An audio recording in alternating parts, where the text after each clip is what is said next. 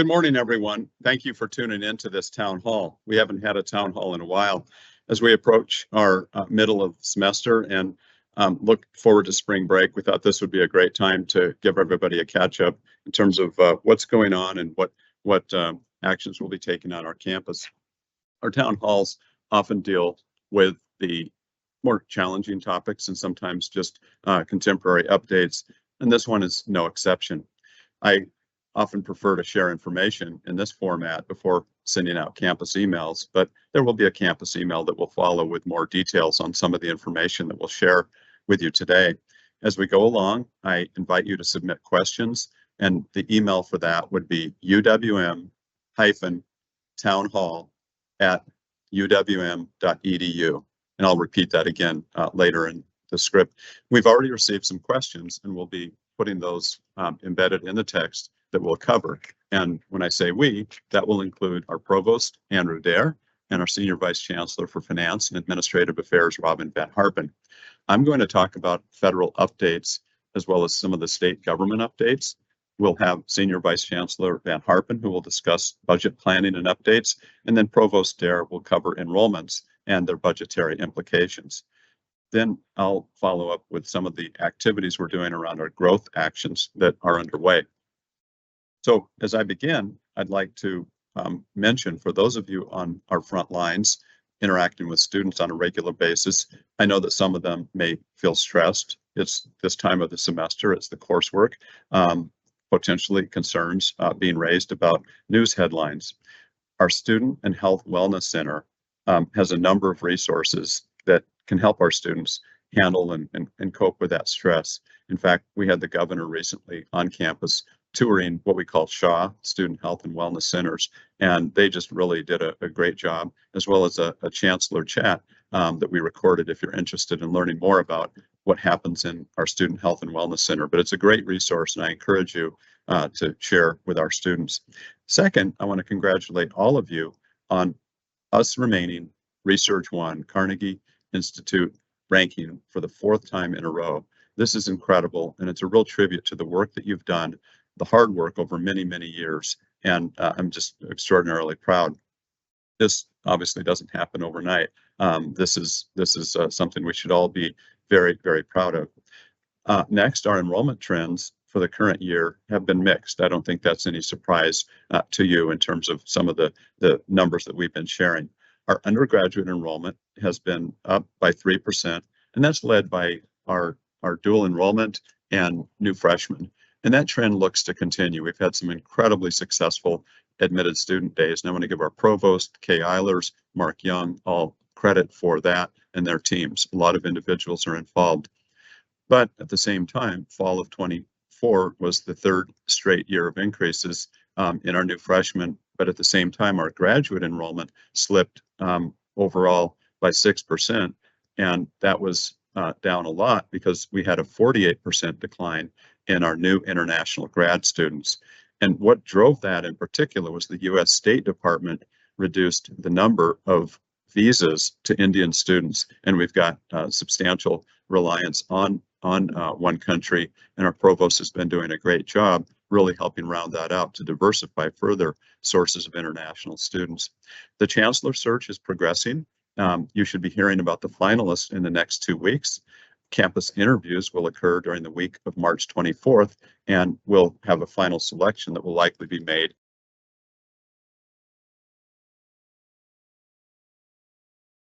where a lot of individuals are interested. Oh, it looks like my mic just muted. Can you hear me now? Okay, all right. It didn't show muted. That's interesting. I apologize. So regarding federal and state government updates, there's been a lot happening. I don't think that's a surprise. I want to share 3 themes. And the first theme really deals with, at the leadership level, what's happening on our campus every day, and oftentimes many times a day.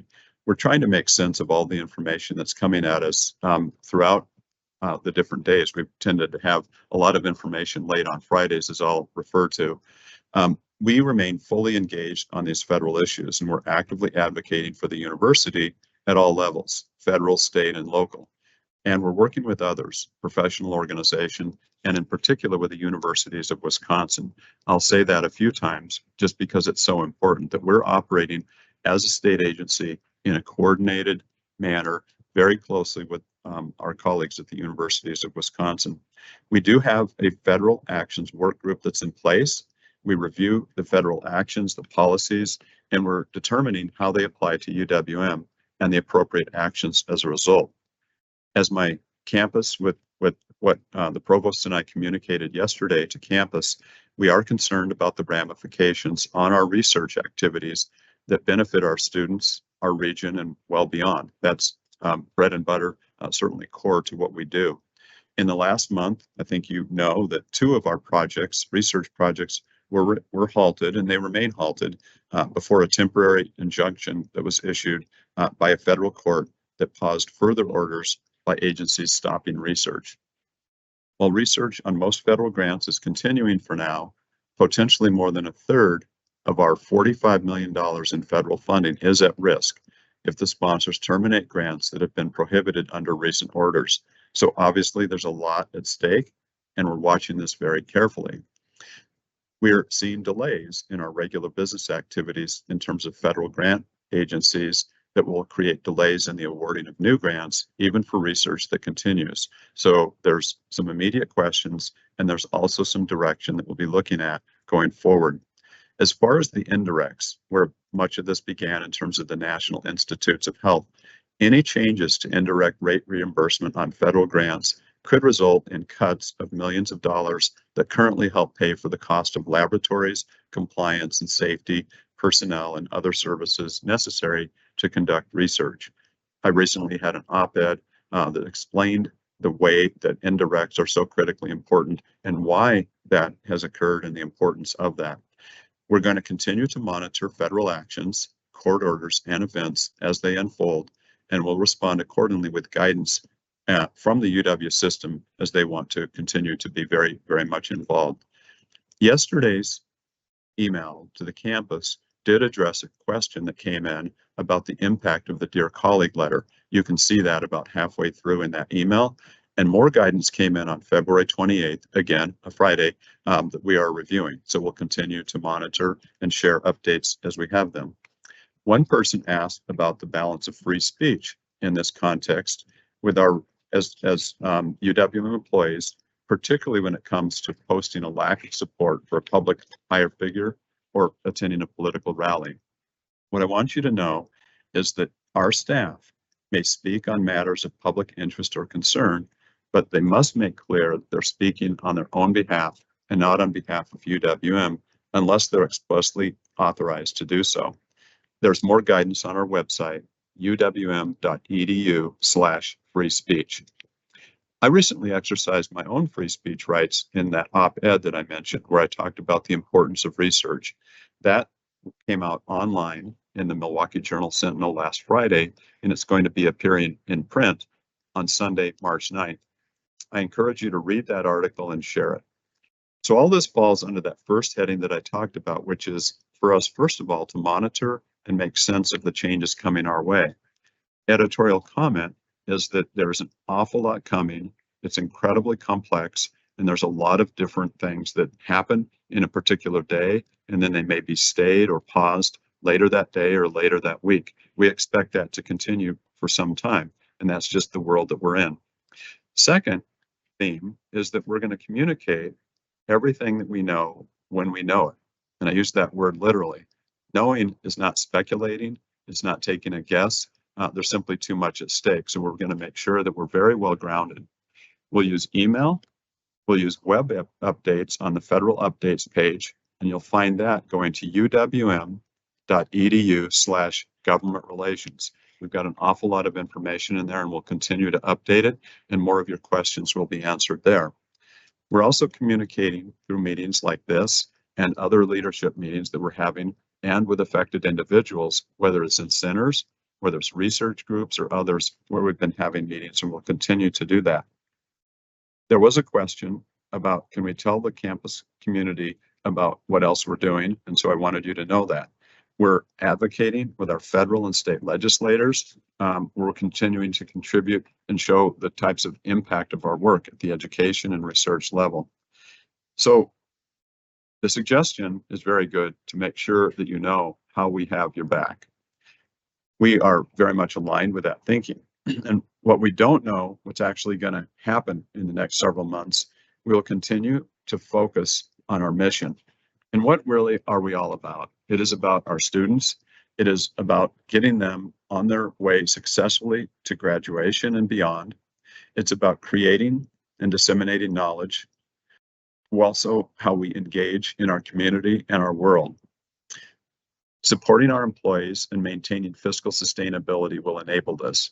And so what I've really just done is shared with you the continued strategic directions around 2030, but also the mission that is so central to UWM about students, research, and our community.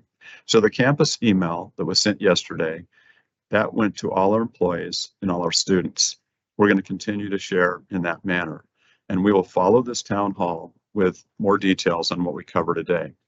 So that brings me to the third theme. I encourage you all to stay focused on our mission. So think about what you do and the outcome and impacts every day on our students and our community. The importance of education, I believe, is the great equalizer.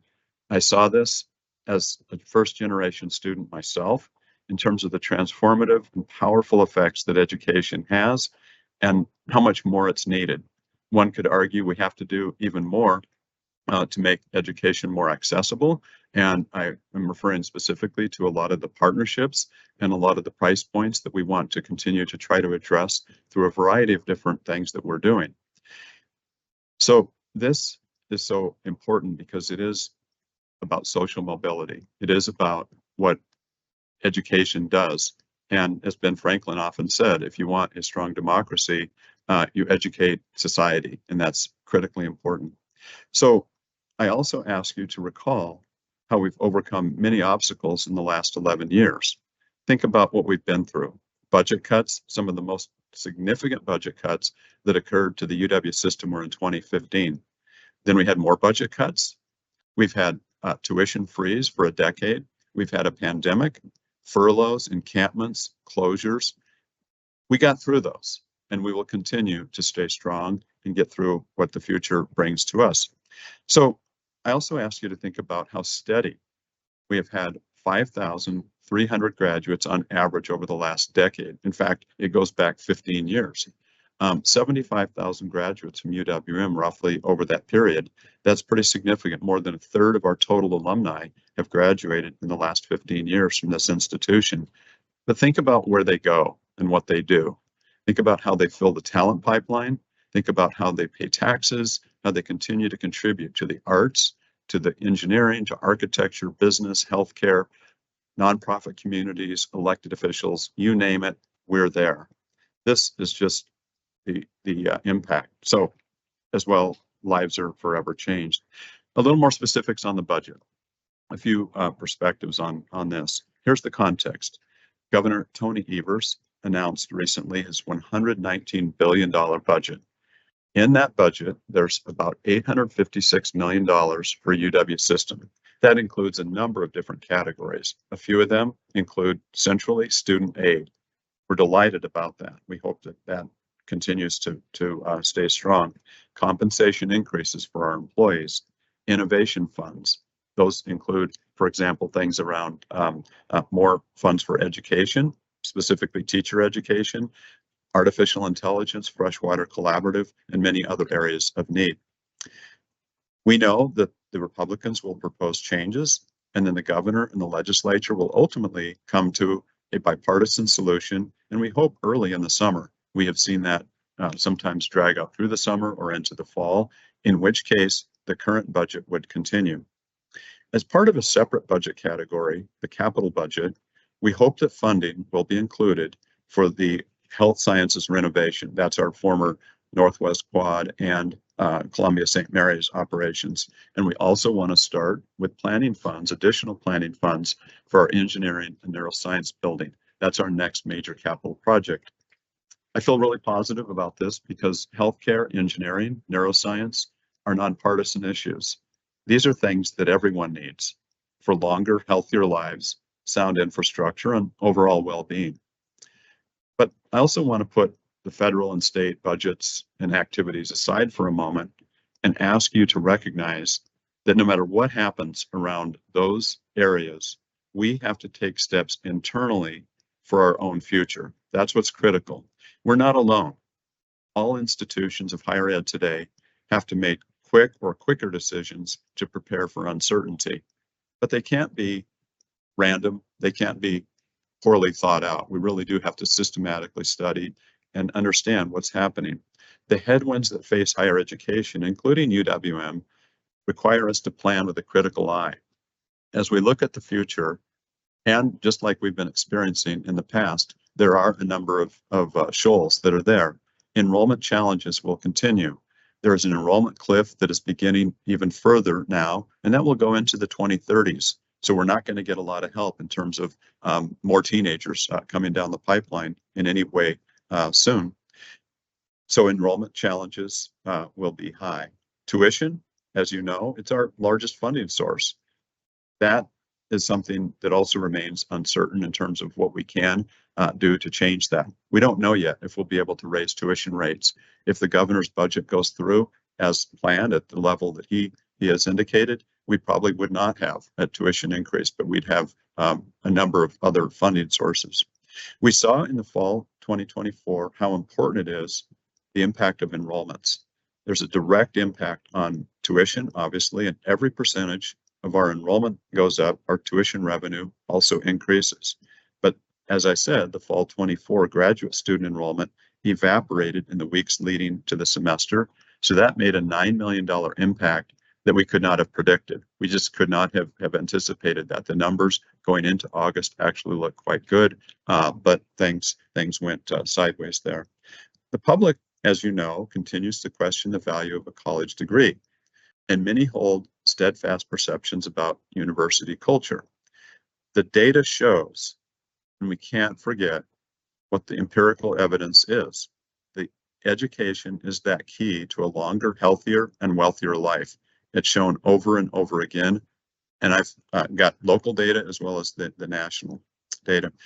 We do have new leadership coming soon, and while we're ready to welcome the new chancellor, we know that changes require adjustments, and that can take us out of a comfort zone.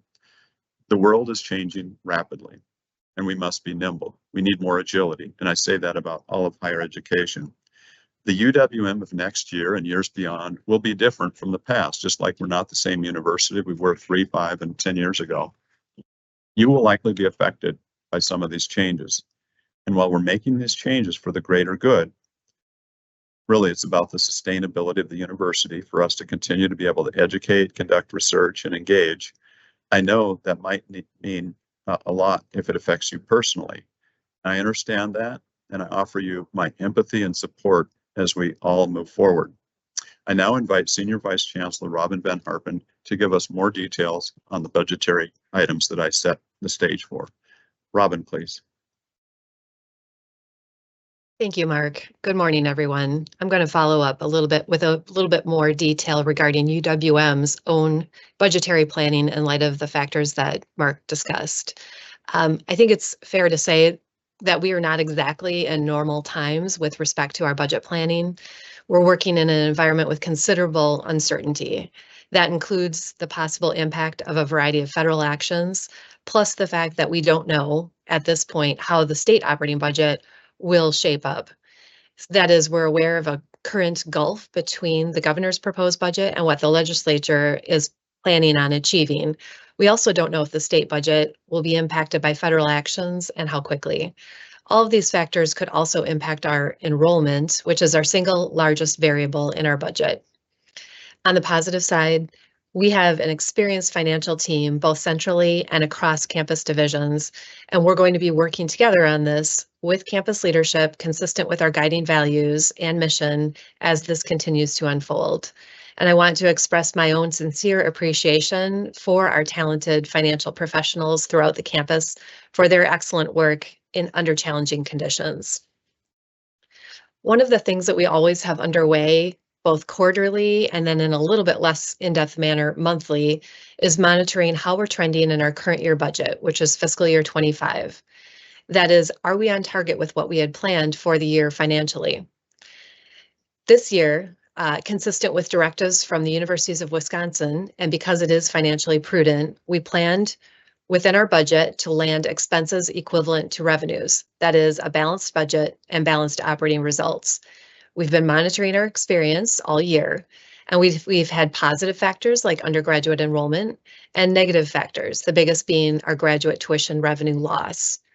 Our very recent projections from the start of this spring semester, however, are showing us trending into negative territory for the first time this year. The tuition revenue losses due primarily to graduate enrollments are trending a bit higher. That is, the losses are trending higher. Our interest income is declining with interest rate cuts by the Federal Reserve. And we're also seeing an uptick in salary and fringe benefit expenses.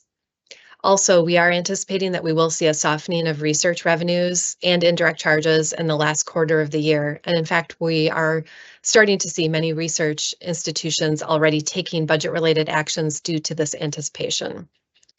With all of that, while we firm up our review of the latest numbers, we're going to be considering some centrally imposed actions in the next 2 weeks, and we will let the campus know if and when those central actions will be taken.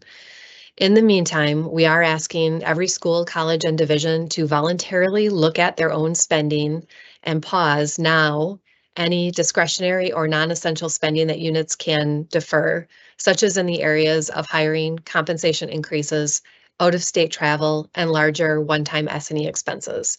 We promise to follow up with you on this as soon as we can, and this specific request is going to be reiterated in the written summary of this meeting that will go out to the campus after the meeting. These same factors also impact our FY26 budget planning as well. We built our fiscal year 26 budget plans on an assumption that we would not see any increase in state appropriations or tuition rates other than what was needed to cover any pay plan.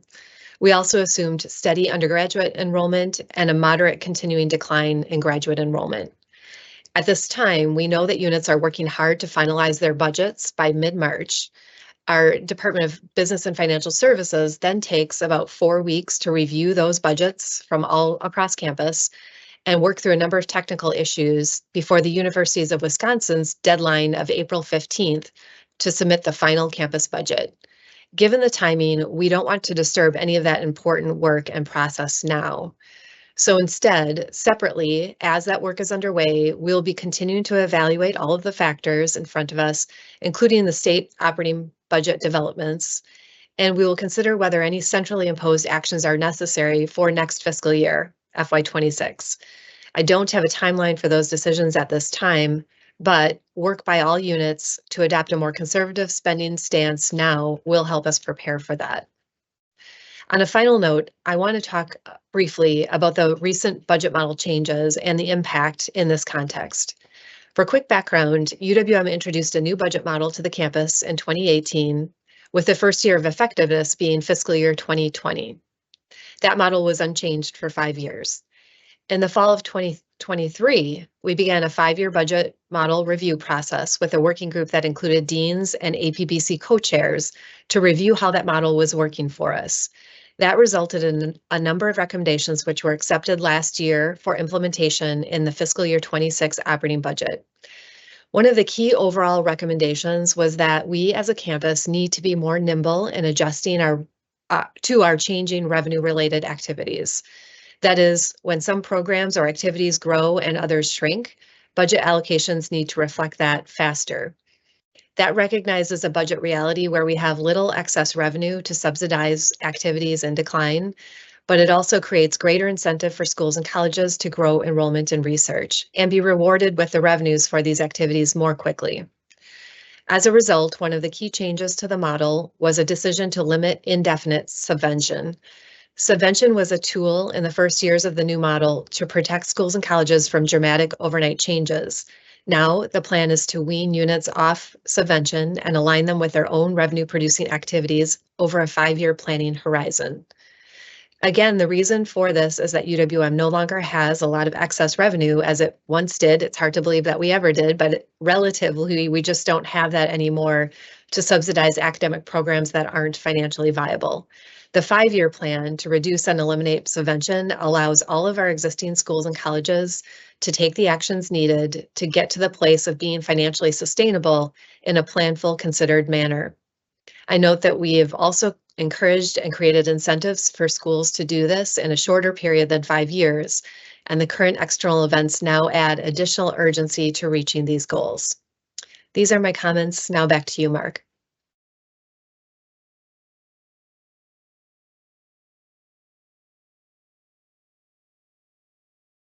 Great. Thank you, Robin. Very helpful and very important. I now ask our Provost, Andrew Daire, to bring us up to speed on how our budget is affected by enrollment trends and other actions and work underway in academic affairs. Andrew, please. Thank you. Good morning, everyone. Chancellor Mone and Senior Vice Chancellor Van Harpen just shared a bit about our budget realities. More than ever, the work that we all do and contribute to in the space of strategic enrollment management and student success is even more important. So I appreciate this opportunity to share a little today about how the enrollment trends at UWM, the implications for our institutional budget, and the strategic initiatives that will shape our path forward. As an urban serving access institution with the dual Carnegie designations as Research 1 and Community Engaged, along with a deep commitment to academic excellence and student success, it's imperative that we examine as much as we can with a critical and strategic lens, ensuring that our policies and initiatives are data informed and aligned with our mission. Our first year enrollment for 2024 this past fall represented a significant achievement.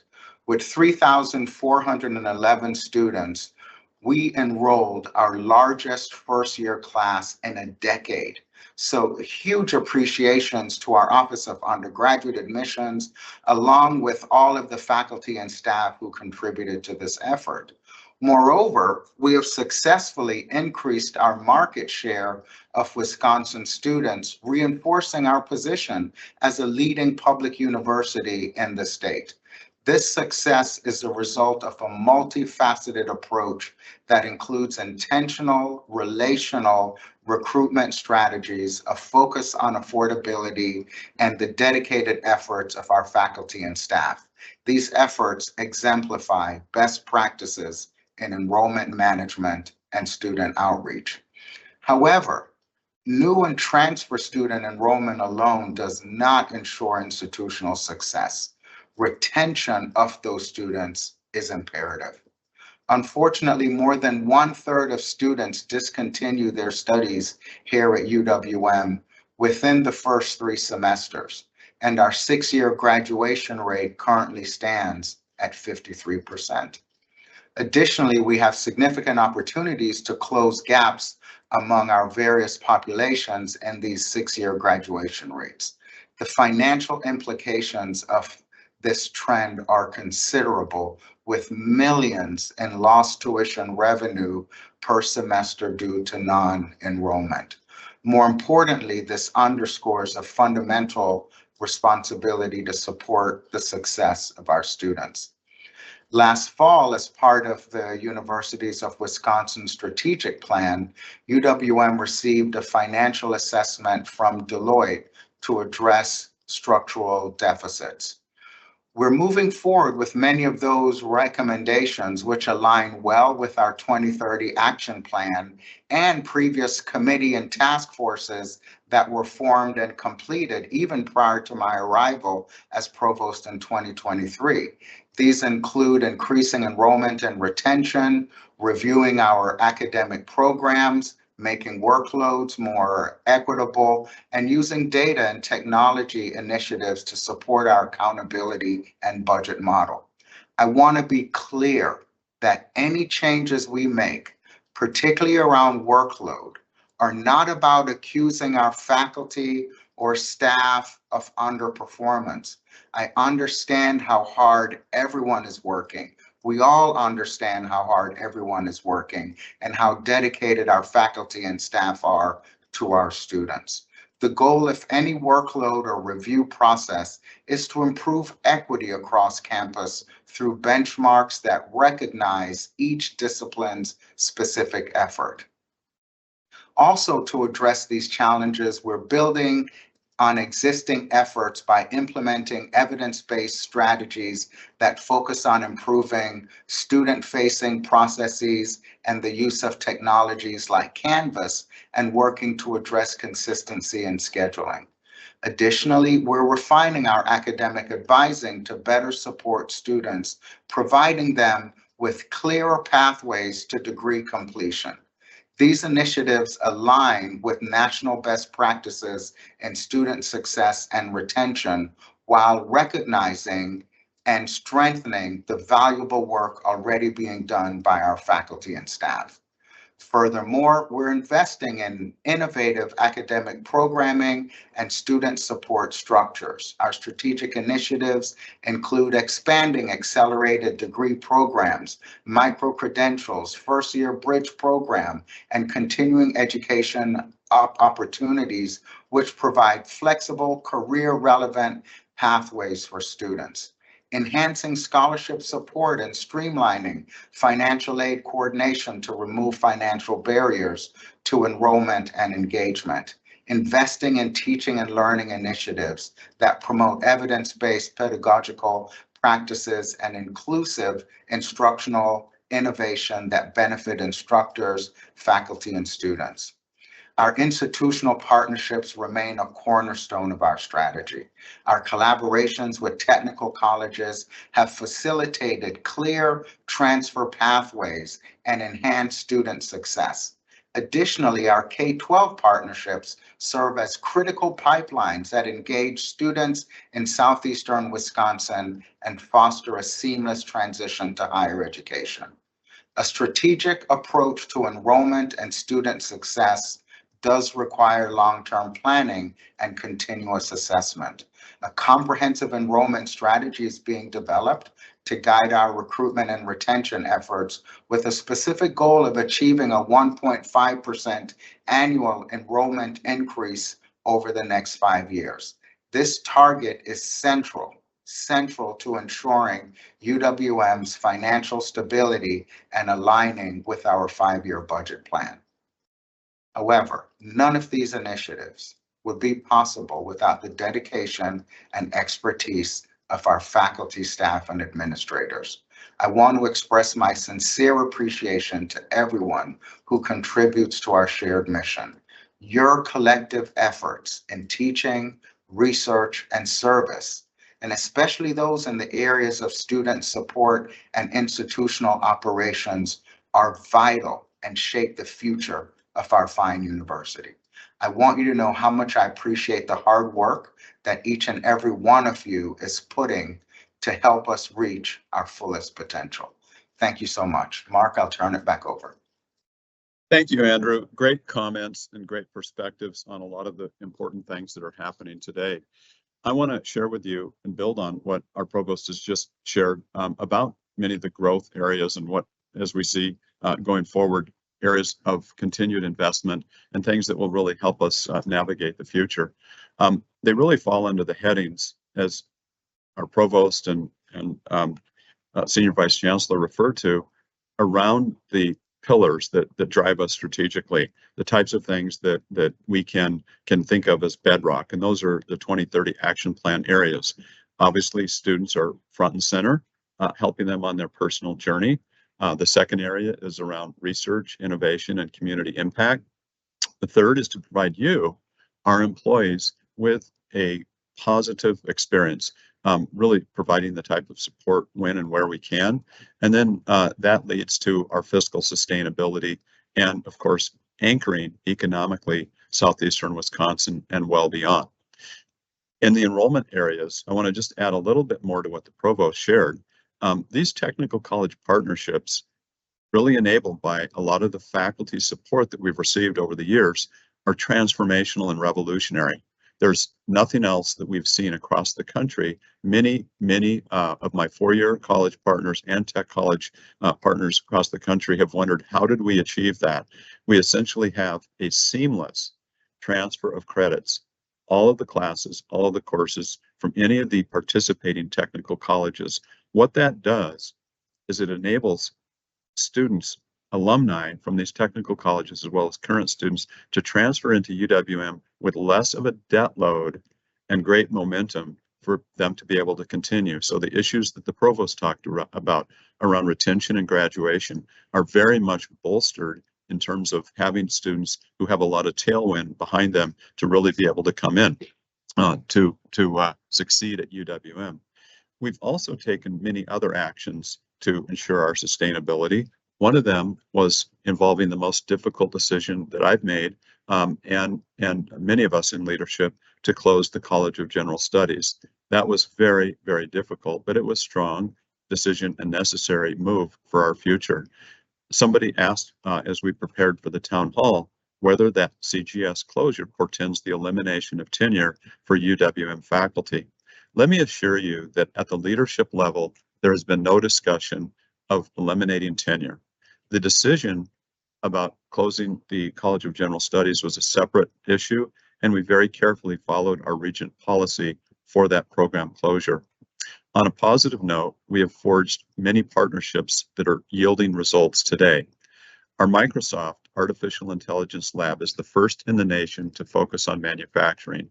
We're piloting right now 6 or 7 different engagements that will allow our faculty and students to actually practice hands-on a lot of the artificial intelligence applications.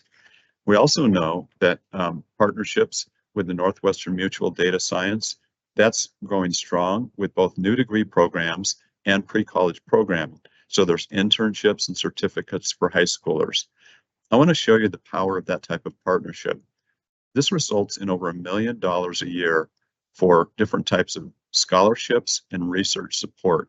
This is phenomenal and wouldn't be possible with some of the existing resources that we have. So this is also something that's very much aimed at some of the latest types of career opportunities that our students will be facing. As you've heard me talk about perhaps in other settings, I'm particularly proud of us having brought the 3rd cohort to launch recently at the medical college.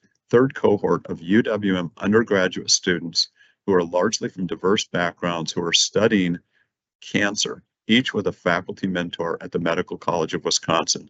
Many of these students have gone on either to medical school or advanced graduate school with an awful lot of support and great additions to their research portfolios. I'm thrilled about that as a multiple-time cancer survivor because I firmly believe this is the generation that will solve cancer. We're also embracing and harnessing artificial intelligence.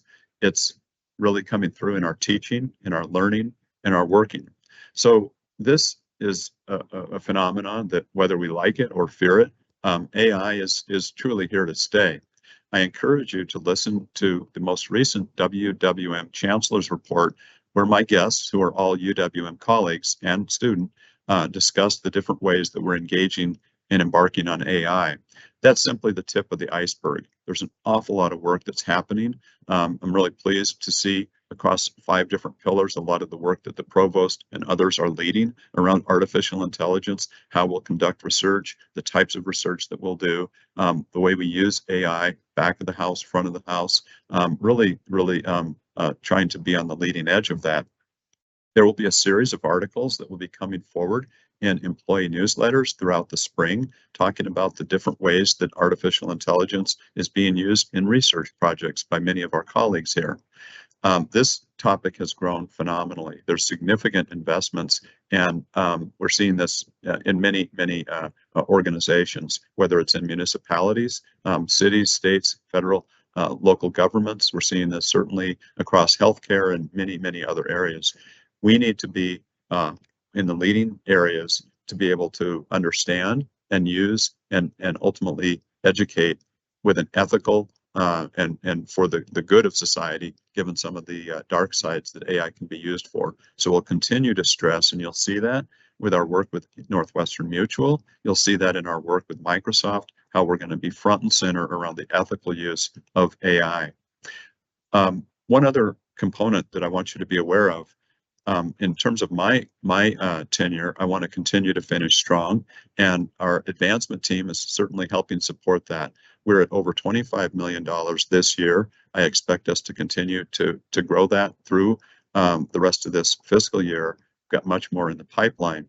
There's major gifts recently to our research vessel, support for student success, and what I'm particularly proud of is the emergency grants. That's the critical work. There's many others. So really good pace on that particular front. So now let's go ahead and address questions that have come in from the audience. And once again, the email for questions is uwm-townhall@uwm.edu if you haven't already submitted a question. So let's see what we have here. I think we've got a question for Robin that asks, are there any plans for a tuition reimbursement program for employees to facilitate professional development? Robin? Thank you, Mark. This is a question that we have answered at prior town halls. This is a goal that we have had for some time within Finance and Administrative Affairs, HR, and Business and Financial Services. We know that some sort of tuition reimbursement program for employees to attend UWM would be a very valuable benefit, especially for those employees who are wanting to complete their bachelor's degrees in order to advance their careers at UWM. We started with a quest to see if we could put together a program that would offer free or discounted tuition for employees attending UWM. And we thought that that would be a relatively simple thing to accomplish. Through a lot of conversation with system over more than a couple of years, we finally landed on the point that we really are going to need to work under the existing UW system educational assistance policy, that there are a number of limitations about going beyond that. And so that means a program that would involve payment by the employee and then reimbursement by the department after successful completion of the class, which was not exactly what we originally set out to do. We know that one of the current issues with employees taking advantage of the educational assistance program that exists is departmental budgets, which have just been cut so much over multiple years. And so we are now exploring a pilot program that would provide centrally provided resources, but with that, it also requires the program to be centrally managed in order to do that properly. And in kind of conceiving of this, we ran into the simple issue that we just don't have the employees that are available to administer this right now, with so many people being tied up with the Workday implementation that's coming up. However, we do have some recent new positions in human resources as a result of some reorganization that may allow a little bit of time there to be devoted to this. And I am in conversations with our Chief Human Resources Officer, Makta Fisahaya, about undertaking that now. So it remains a goal and we are actively pursuing that, but not with the same form that we originally hoped we could achieve. And I'm not aware of any other UW institution that's been able to accomplish this under existing policies. So if we're able to do this, we would still be ahead of other institutions.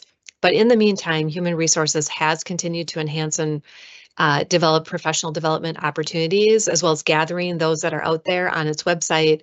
And I think that world of professional development opportunities is going to expand much more so once Workday is launched, because there is a new learning and development module in that will be really exciting for employees to be able to access resources from across the UW system.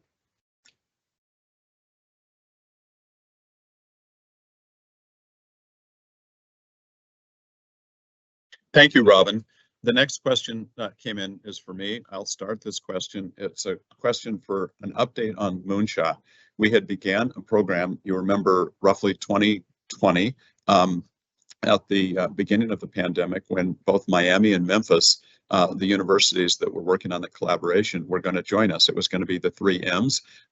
Miami and Memphis universities stood down during the pandemic, said they needed to focus on their local situation because of budgetary and enrollment impacts. We turned the corner a different way. We said this is even more important for us to focus on the access, mission, and the needs of our students, particularly those who are impacted by lack of access to technology, the continuing education deficits that were occurring because of high school inability to attend and so forth. So fast forward to today. And as we look at the future, EAB, Education Advisory Board, our partner with Moonshot, has changed gears in a couple of ways. They have renamed the initiative Moonshot for Economic and Social Mobility. They have also had a transition in terms of multiple leaders who had been heading that up. And EAB, Education Advisory Board, did lay out a great framework for the 15 best practices, which we have truly engaged in and are working very much on the continued integration of those practices across our student success framework. We have raised $5.1 million directly for Moonshot over that period, and we have significant donor interest in continuing, but particularly as you think about our next campaign, it's really around resilient futures. And so what we've done, and this is really with the provost leading a lot of the work through a number of different areas under the headings of student success, how we approach M-Cubed, how we approach Moonshot, how we approach a number of different areas with respect to some things that will really be umbrella concepts, including pathways for our student success. And so I'm really excited about the integration and more coherent approach that is more efficient and also we think going to be more effective. So we're continuing to use technology. We're continuing to engage in the invasive advising, bolstering resources when and where we can. So Moonshot premise is very important and we want to continue that. But as we move forward, we will do this in a way that we think makes an awful lot of sense for UWM in terms of meeting the needs of our students, increasing graduation rates for all, and bringing closure to the significant gaps that we know occur to students in Wisconsin, and particularly when they hit higher ed. So with that, I'd ask Andrew, would you add any additional details to that? What have I missed? I think you really addressed it all, Mark. The only thing I would add is that we've integrated the work within Moonshot within 2030 so that it's codified in our strategic plan moving forward. So we're excited about the work that's been done, and we're excited about the work that we're about to do to really take our efforts to support our students and also to better support a pipeline of students into UWM. So excited about how things are looking as we're planning to move forward.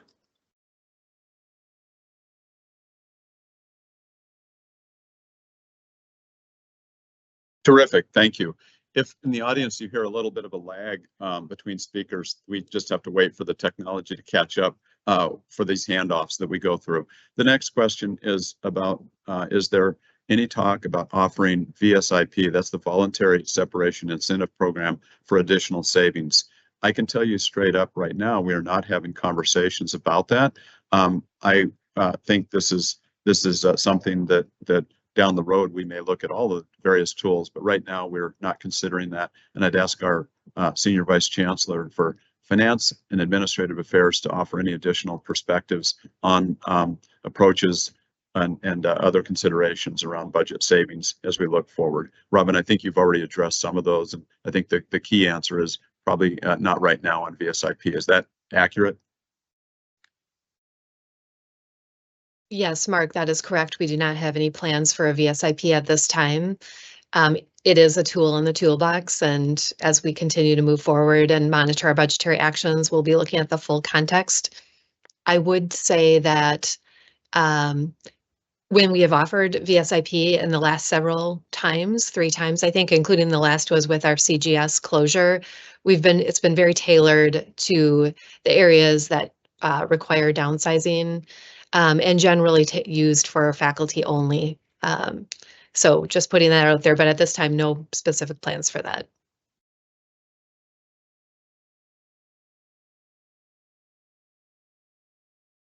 Thank you, Robin. There is a follow-up question on the tuition assistance. There was a question about, aside from the tuition reimbursement program, what about allowing UWM employees to audit UWM courses for free?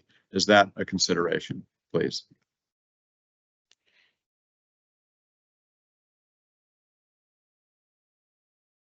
Thanks, Mark.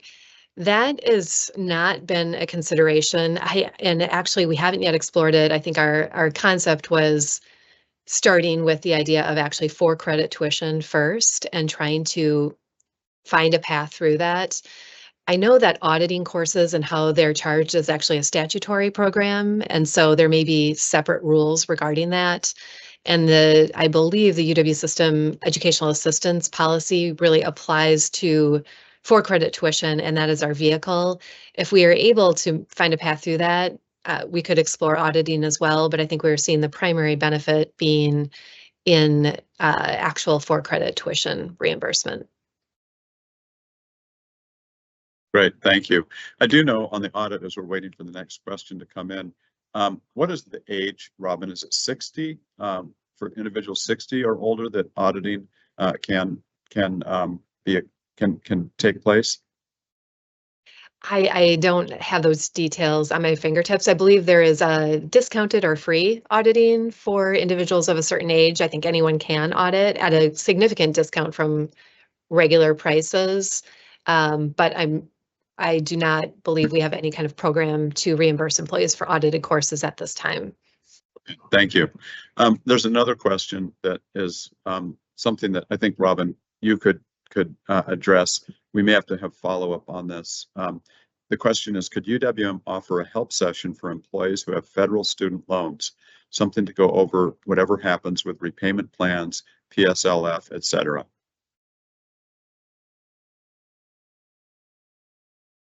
I think we can consider that. That has come up very recently in conversations within the federal action team here at UWM, just following recent actions federally. And I know there was plans between Carrie Deuce's office to connect with HR on that and see what we could offer employees. So that is definitely something that we can follow up on. Great, thank you. Then our provost shared that according to the UW system policy, Wisconsin residents who are 60 years or older can audit courses at any UW institution for free, meaning they can sit in on classes without receiving credit as long as, and this is an important caveat, as long as space is available and the course is open to auditors. And that's often referred to as senior guest auditor status. So, next question is, how will the university respond if the university receives new federal directives regarding diversity and inclusion on what or how instructors can teach? Well, we, at this point, I'll start this and others can certainly weigh in. We will uphold our tenets around academic freedom to the extent that we have and can. That's the purpose of the university.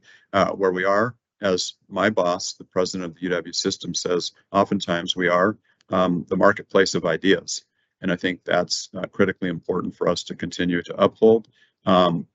Obviously, if federal guidance comes along that's restrictive or redirective, we will have to sit back and evaluate, have significant conversations with first and foremost the system leadership, and then we'll bring this forward through our faculty and staff governance and talk through what does this mean in terms of what impact would be of directives.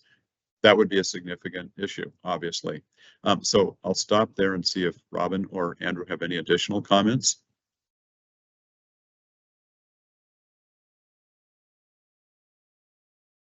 Yeah, the only thing I would add, Mark, is that we'll continue to monitor this. You know, we're not alone in this, so there's a significant amount of national conversations on this and various academic groups and organizations, and as we get good information, we'll definitely be communicating that. But I'd like to say I can't imagine that anything is going to interfere with academic freedom, but you know, we are in unprecedented times.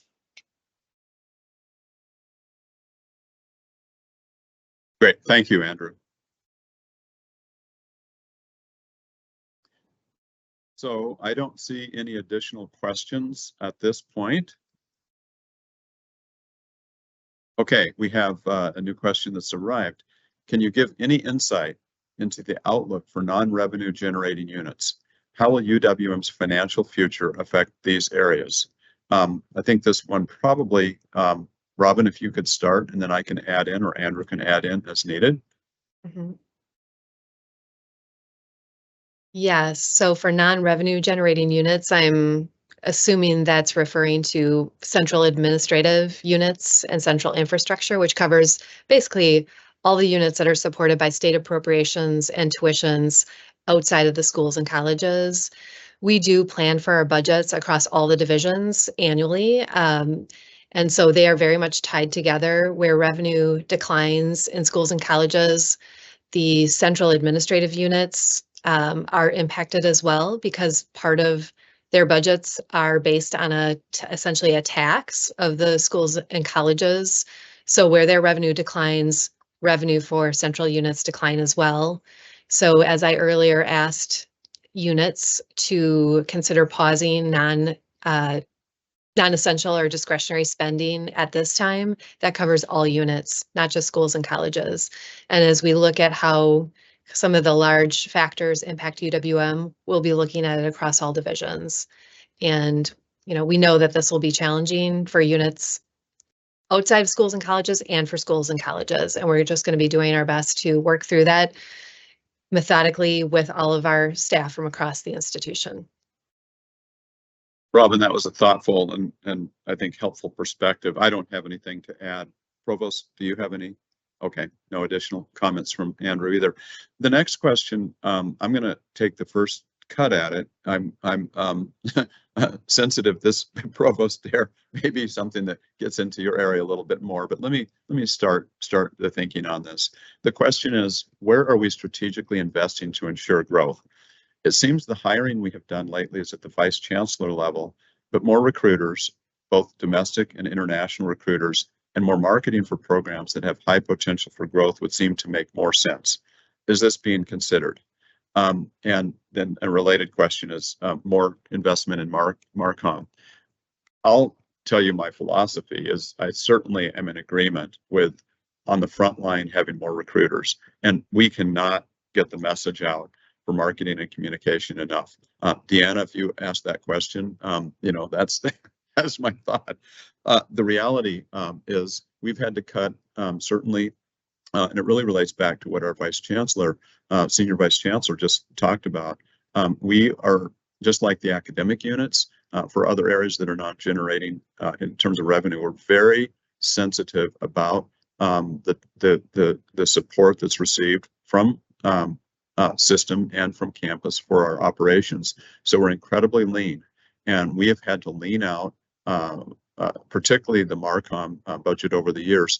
On the recruitment front, what this pertains to is a lot of the new enrollments, and I want to give continued reinforcement. If you were at the admitted student day on Friday or Saturday, you would see lines of cars out to Lake Michigan waiting to get on Saturday. I've never seen the record numbers of students and their parents. On the freshman enrollment, what Andrew talked about earlier, this is phenomenal. But keep in mind that a new freshman class of, even if it got up to 3,800 or 4,200, that is but 15 or 20% of our overall enrollment. The biggest thing for enrollment and investing in our future is what you all control every day. It is about re-enrollment. It is about retention. It is about taking care of the students that we have. There's also the transfer pipeline. There's also other things, but it really is hugely important. So when we talk about investments, where are we investing? Much of what we've talked about today, much of the student success, the internal realignment and the ways that we're focusing and the care that we're taking of our students, that's the most critical area. So with that, Provost Daire, what would you add, please? Yeah, I'll definitely add to this because I know I get this question often because we've, made some hires in terms of vice provost hires, and all of the hires that I've made, I've ensured have been budget neutral. I've made some strategic decisions within academic affairs to make sure that I'm investing for growth in the right areas, particularly in areas that are going to support student success, in areas that are going to support our faculty and instructional academic staff and the work that they do. And I do believe that we have to look at strategically investing in growth, and that's been something that I've been sharing with the deans since I started. But those are also unit level decisions, right? And just as I've made changes within academic affairs and in the provost office, that's something that, you know, we're encouraging units to do so that they have that opportunity to strategically invest in the areas that have the highest potential for growth. And we'll continue to support our academic units in that effort. I won't go into it because I'm looking at the time, but we'll continue to provide our academic units with the data, with the support, so that they have everything on hand to make the necessary decisions at the unit level in terms of what changes they want to make and what areas they want to strategically invest in that has the highest potential for growth. Thank you. Thank you, Provost Daire. So you've referred to the time, and we are a little bit time short. The last question that came in is, considering all the negative news and pressure to do more with less, are there any creative ideas to help boost employee morale and make us feel more appreciated? I'm going to start off with 2 or 3 things and then ask my colleagues what other ideas are in the pipeline and what other things are we doing. First, you know, one of the things that I've talked about is, you know, coming through the pandemic, how we have much more connectivity because of technology than we've ever had before, but we don't have as much community. And the irony here is we can be super connected, whether it's social media or email and IM and all the things that we use, but we're also further disconnected. And I'm very concerned about that. I look at this in terms of when I walk through the hallways in any of our academic units. I look at this in our administrative side, and it's hard to do that. So that's one of the reasons why I've begun again. We had recently a Thankful Thursday. Think about how we've had breakfast for our holiday gatherings, bringing people together, and the feedback has been phenomenally positive for us to be able to do things like that, to be able to share and appreciate each other. That's one, and we'll be doing more of that. Second is, I also, just given my background and understanding of you know, support and care and how I truly feel, you've seen messaging from me, and I've tried to have this cascade through around the concept of leadership engagement. And I'm not just talking about my 9 or 10 direct reports. I'm not just talking about the direct reports that any of the vice chancellors have, but truly cascading this through the academic units, through our non-academic support units, to really have individuals feel like they have a voice, have impact, and that they really have experience and opinions and input that matters. And I think that type of engagement is critical, and I think that's very helpful for morale. The other thing that I would refer to is that in 2030, we have really important pillar that is around support. And I want to recognize that when you get on Wednesday, those employee wellness letters, and you hear the kinds of things that Magda Fesahay and her team are leading. She's our Associate Vice Chancellor for HR, Chief Human Resource Officer. She's leading some great work with a number of different things that are happening across our campus. So look forward to more opportunities, and I'd share and encourage those areas. Real quickly, Robin or Andrew, any additional comments you'd add on this very important topic? I'll add one, Mark. So Laura Pedrick and Sue Pedrowski in the provost office recently retired, and one of the decisions that I made was to combine aspects of their role. And we did an external search for a communications manager for the provost office, and Val Harlan was hired, and I encourage everyone to try to get to know her. She's outstanding. And one of the things that we're going to be working on is getting information from our academic units on the great work and the impact that's happening all across this campus, and then disseminating those not just to R1 peer institutions in the form of an electronic newsletter coming from the provost office, but also how are we sharing that information more amongst campus, Milwaukee community, Wisconsin, other campuses, because we have folks that are doing amazing, outstanding work that so many people have no idea about.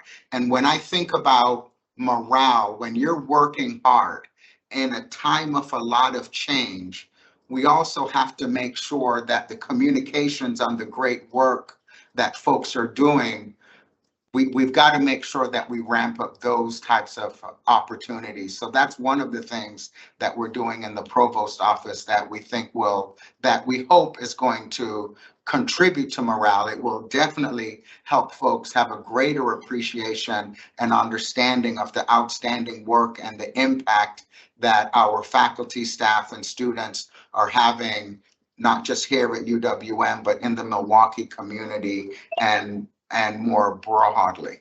Thank you. Thanks, Andrew. Robin? I would just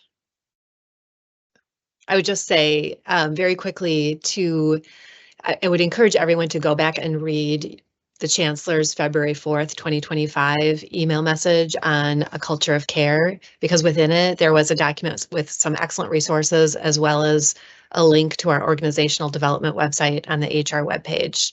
A lot more information there.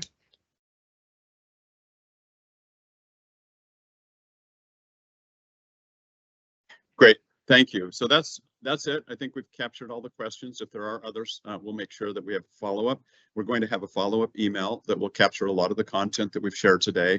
And I want to end on a note of thanks, my gratitude to you for your care, for your talent, how much you've done remarkably to help make this campus what it is on every front, from helping our students to conducting incredible research, engaging in ways around the world that have put this university in truly one of the leading metropolitan university positions. And we're greatly admired. You're responsible for that. And I look forward to continuing to finishing my term strong and continuing to make UWM a great place to be and continuing success. Thanks for your time today, and hope this was useful and helpful information. Take care, everyone.